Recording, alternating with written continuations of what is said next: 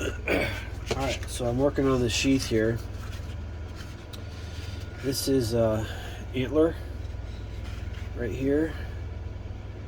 Antler, and then I did some inlay. Sorry, I've got a cold in case you're wondering, allergies or something, but brass inlay. Now I glued everything all in here. This whole area is a combination of CA glue or super glue and antler dust from when I was sanding it. I just kept the dust, and then you just add the dust and glue and dust, and then you sand it down. That helped mate it. And this piece of brass will just reinforce the mating. Now I used 2 pieces of oak, you know, just like you would a scabbard for a sword. I put the blade down, traced it all out and everything, and then cut it and then ground it. So, but now I want to put a little bit extra. I got really thin on the sides, like especially right in here, while I was grinding it down and shaping it. So what I'm going to do with that is put some Kevlar. So I've already mixed up the resin. Just want to show you how that works. I just use 50/50 resin, epoxy resin. Just paint it on. You know.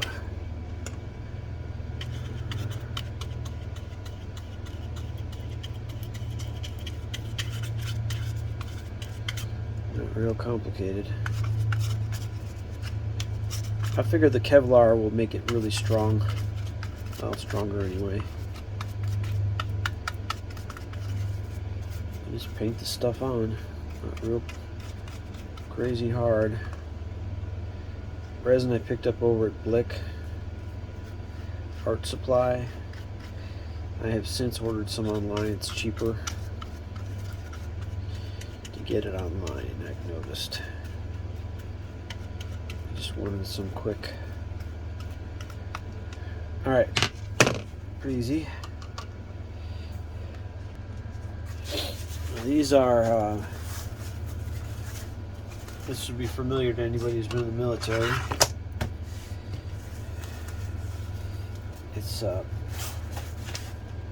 ballistic pad. Pull it out first.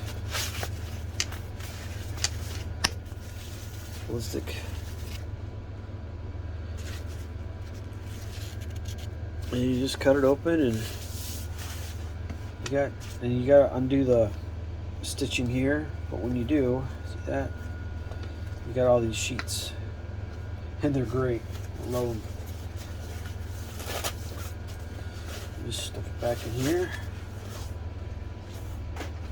Nice thing about Kevlar is that it makes it really tear resistant. And for me, it's strength as well. Carbon Kevlar is a good mix, but for what I'm doing, because I'm going to wrap this in leather when I'm done with it, the Kevlar works great. Yeah, just lay it on there. That's it. Easy peasy.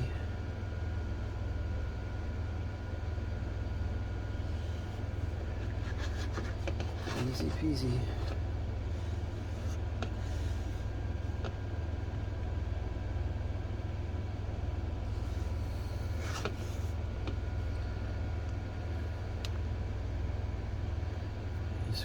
You'll feel the resin come through. See all that?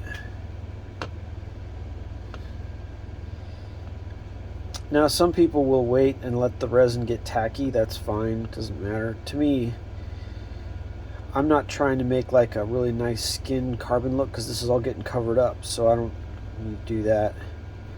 I just want to get it in there, get it to stick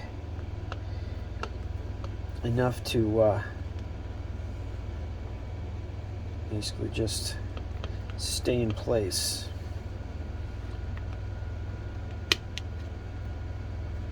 And that will reinforce any of the wood that might be thin, any thin spots. Even if I hadn't gotten a little thin on the wood, I still would have done this. Just as better. You can, if you want, add resin on top. You don't have to, but in this case I'm going to do a little bit on top.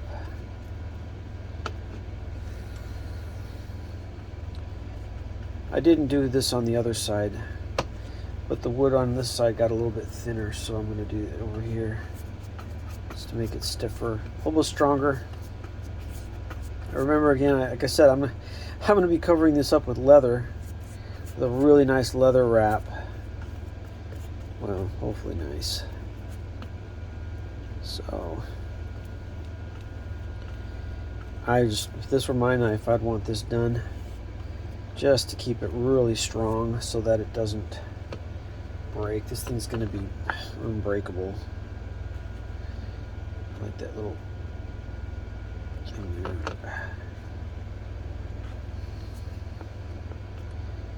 There we go. And then you just let it sit for a day. And that's pretty much it. You just take it off tomorrow, or later on tonight probably. And then tomorrow I will wrap this in leather and do some fine leather tooling. I'm going to use this leather here. Really fine leather. It's going to stretch really nice. And it looks like this. This, when it's completely dry, it'll look like this. Yeah, it's super tough. It's now this side isn't. And the cool thing about this stuff is it's not real permeable. It's got such a tight weave that you don't even have to have that wet look on this side unless you want it. So, let's see if I can cut this.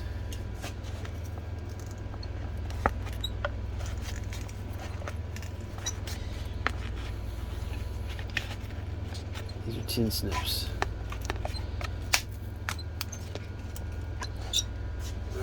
Try these. These should work better.